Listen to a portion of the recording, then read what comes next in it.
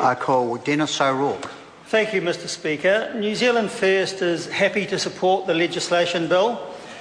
We think it improves the accessibility and understanding of legislation for the New Zealand public, and it is high time that there is modernisation of legislation governing the drafting of legislation and concerning the functions of the Chief Parliamentary Council in the ways recommended by the Law Commission. The most important part, I think, provides for a 3-year program of systematic revision of legislation. And that's a very welcome move and something that probably should have been done a long time ago.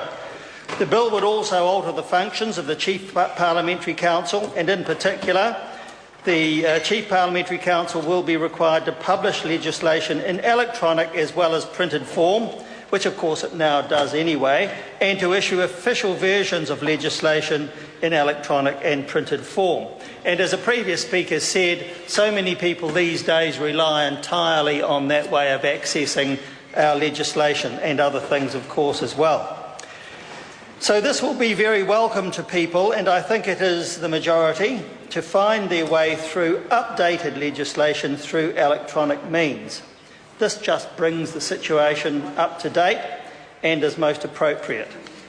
But revision does not include substantive changes to the law. And clause 29(2) says, and I quote, "The purpose of revision is to reenact in an up-to-date and accessible form the law previously contained in all or part of one or more acts, but except as authorised by this subpart. Revision is not intended to change the effect of the law."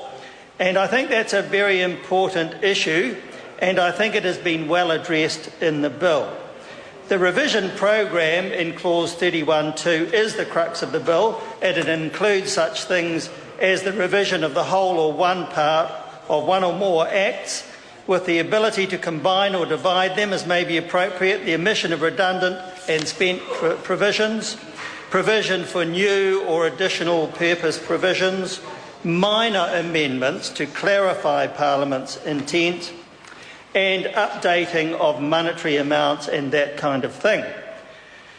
Clause 31(3), however, states that a revision bill must not change the effect of any statute. Therefore, great care will still be needed in practice to preserve the integrity of the acts that are being dealt with under this legislation.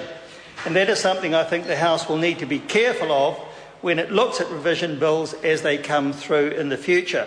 In other words, we are still going to have to be vigilant.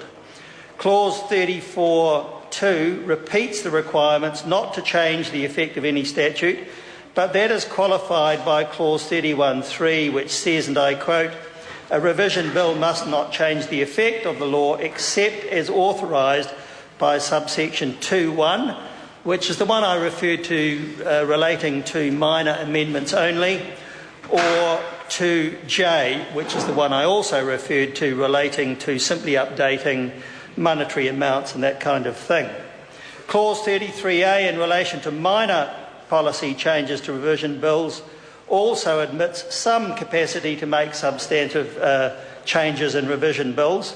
But clause 33(a)(1) says, and I quote, "A revision bill as introduced must not contain any proposed change to the effect of the law unless the amendment is authorised by section 31.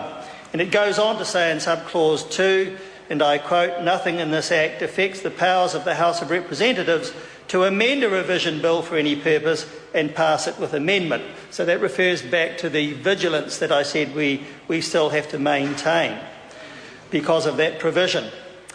However, having said that, it is still, and it must always be open to the House to amend bills however it thinks fit at any time. Concerning the functions of Parliamentary Council Office, I welcome the new clause 1H of clause 58, which expressly refers to the rights of the public. It says in that clause that one of the functions of the Parliamentary Council Office is, quote, "to examine all local bills and private bills and to examine the members' bills that the Attorney-General directs be examined and to report to the Attorney-General on the effect of the bills examined, in particular on whether they affect the rights of the Crown or the public, and on their relationship to other legislation. So it's good to see that there will be some objective reporting on effects of the rights of the public, and I think that's a good safeguard as far as this bill is concerned. So I think that is a very good provision which New Zealand First supports wholeheartedly. And with regard to the appointment of Chief Parliamentary Counsel, we completely agree with the need for that person to be legally qualified in New Zealand or in a similar jurisdiction, and with the same provision for other parliamentary counsel as well. So, Mr Speaker, we think this is a very good bill. The amendments which have been made are supported as well. We're very happy to see it go through, and we will be voting in favour of it. I call Melissa Lee. Thank you, Mr Speaker. I rise in support of the third reading of this legislation bill.